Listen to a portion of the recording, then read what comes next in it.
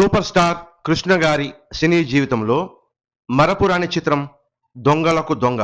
కృష్ణ గారి మాస్ ఫాలోయింగ్ను విపరీతంగా పెంచిన చిత్రాలలో మేటి చిత్రం దొంగలకు దొంగ. 1976వ సంవత్సరంలో శశి కపూర్ హీరోగా నటించిన ఫకీరా చిత్రం ఆధారంగా ఈ చిత్రాన్ని తెలుగులో నిర్మించారు. ప్రేక్షకుల అభిమాన జంటలలో ఒకరైన హీరో కృష్ణ జయప్రదల జంటకు ఇదే తొలి డైరెక్ట్ 100 రోజుల చిత్రం కావడం విశేషం.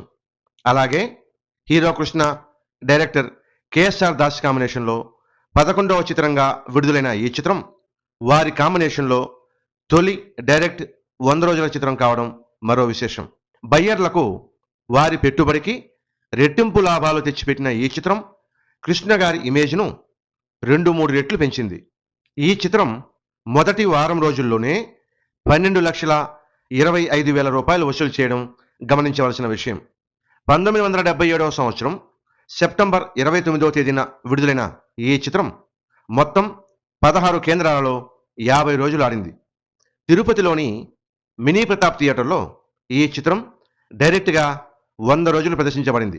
విజయవాడ శ్రీలక్ష్మి థియేటర్లో డైరెక్ట్గా 77 రోజులు ఆడి షిఫ్ట్లపై 100 రోజులు ప్రదర్శించబడింది. హైదరాబాదులో షిఫ్ట్లపై 100 రోజులు ఆడింది.